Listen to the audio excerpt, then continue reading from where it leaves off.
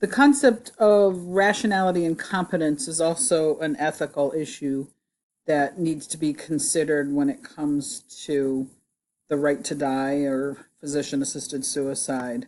If you think about the case of Elizabeth Bouvier that you talked about, there was a psychiatrist who said that because she was suicidal, that she couldn't rationally make a decision about her life. She said that there can be no possible situation in which a competent person can make the decision to take their life and be a rational person. So she said it just wasn't possible. And then there was also another person, Carol Gill, who happens to be a professor of occupational therapy, who also had a disability and used a wheelchair for ambulation or mobility.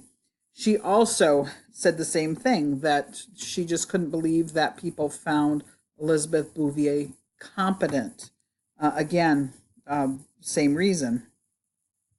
But they kind of brought up the question of what is a rational suicide, um, in the and whether is a person rational when they make that decision.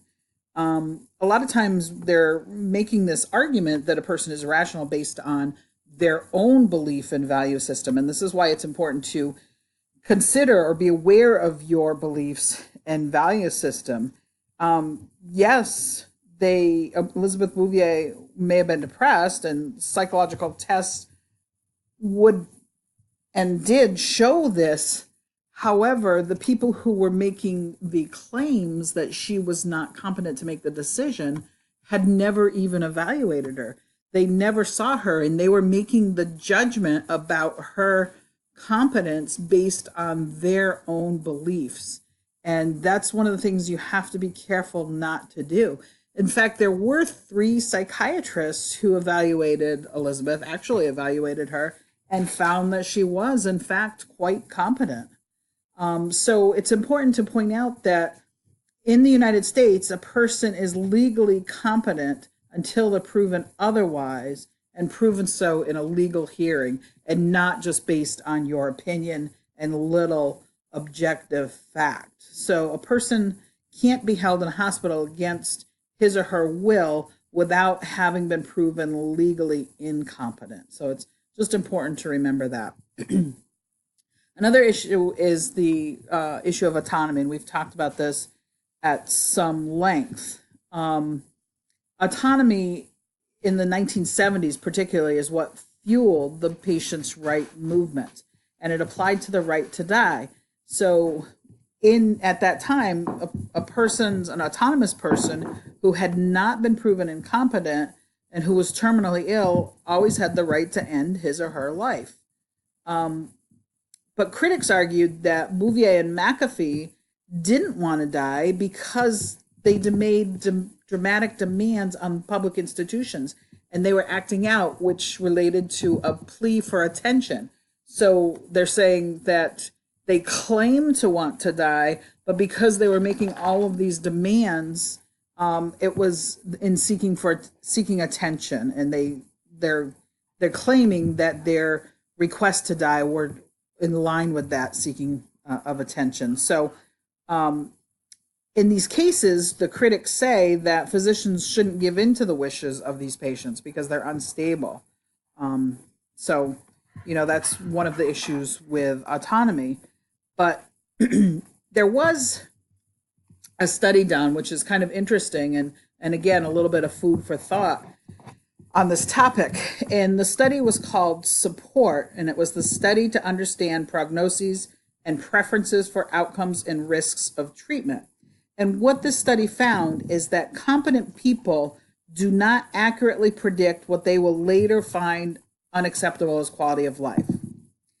People who predicted that they would rather die than go on a ventilator or have some other invasive treatment most often didn't choose to die when that event occurred.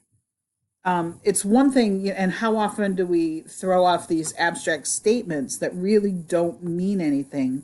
Like, I would rather be dead than X. But when it actually faced with these scenarios, most people decided to live.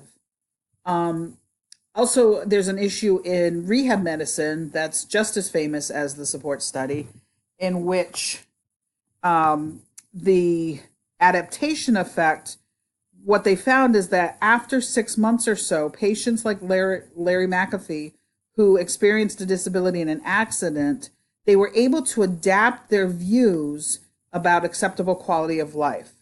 So what they once considered to be unacceptable became acceptable after what they found was about a 6 month period of time.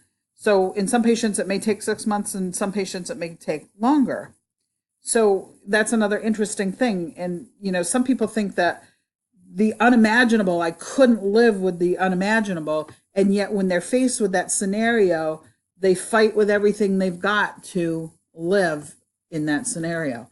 So that's one of the arguments that people against this assisted suicide use as an argument. So what they do is the supporters of assisted suicide then argue that providing that assistance is a continuation of good medical care, even if the patient isn't terminally ill. Because when quality of life diminishes, the fact that a patient doesn't have a terminal illness is really irrelevant. The real issue is whether a quality of life is acceptable to the person who must live it. And that's the important part. It can't be, subjective to the healthcare provider who makes the determination as to whether and to what degree a person's quality of life, how they will live it.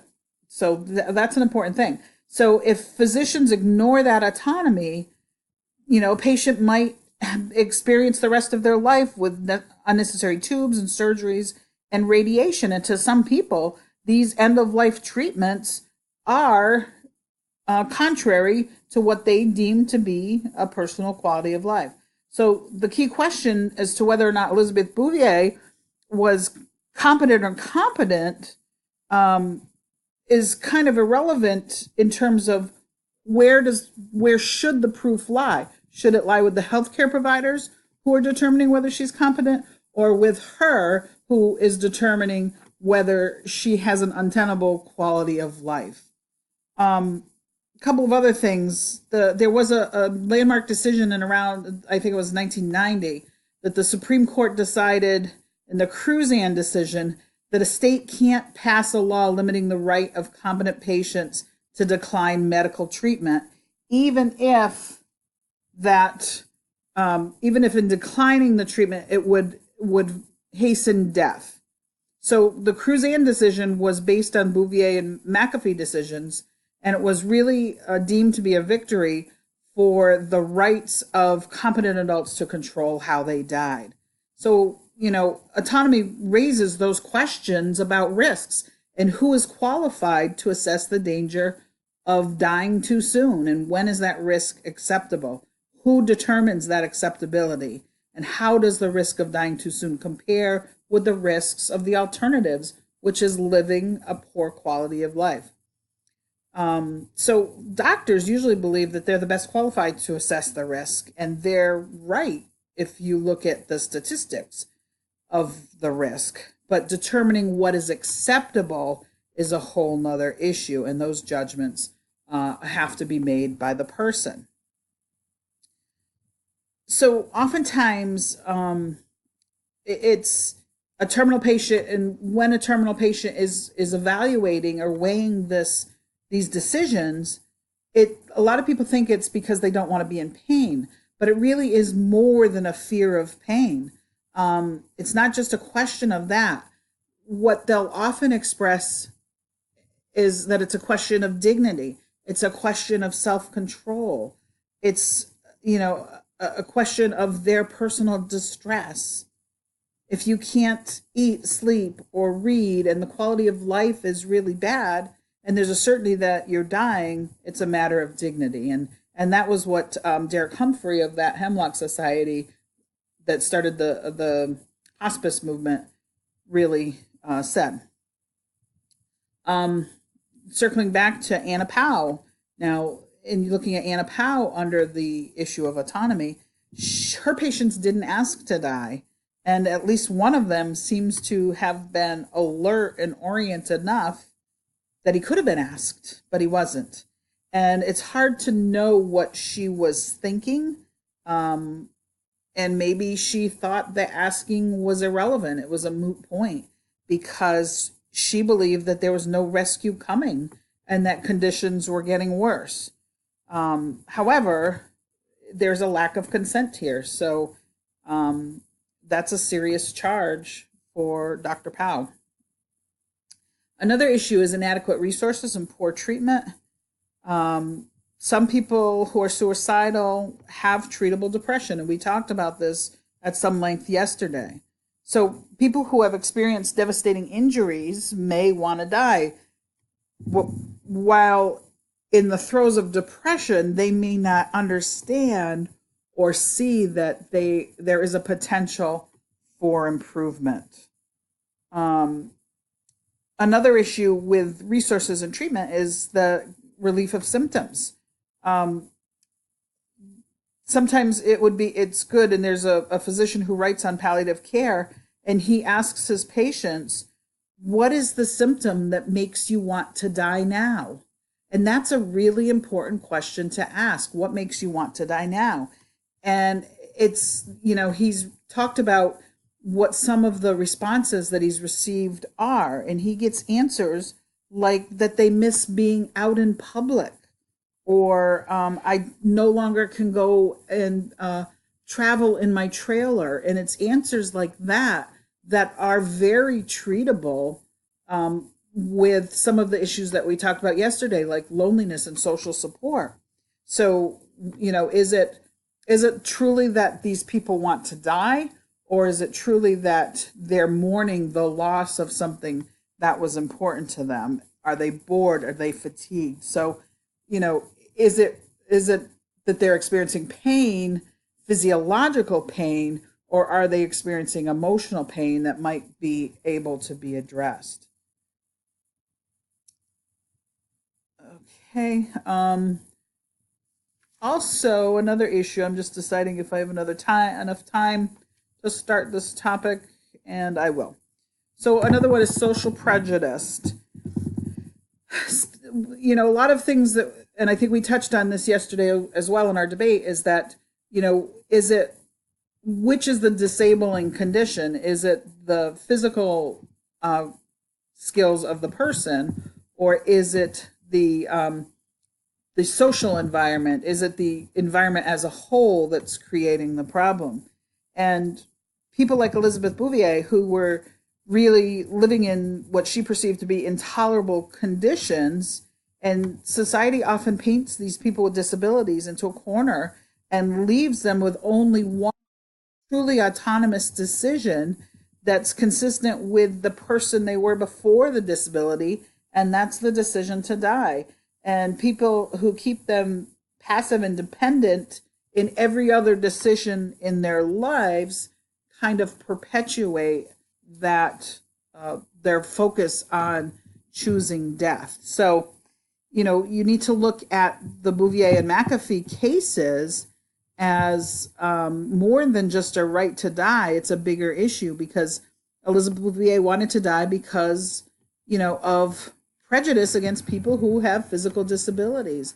And it's a prejudice that is expressed within society every single day, that focuses on athleticism and fitness and wealth. So, is it simply, her, or is it society? And then we talked about this yesterday too, the films that encourage people with disabilities to view killing themselves as a rational response to having a disability. In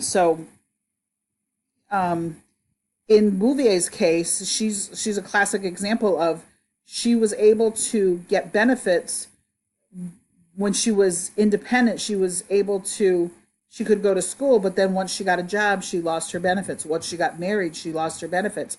So in trying to improve her life, particularly through job training, the system knocked her back down because she lost her disability benefits once she even was able to get any type of a job. So in trying to better herself, society kind of knocked her back down. So that's one of the important issues to think about when it comes to people with disabilities, and the right to die and this global issue.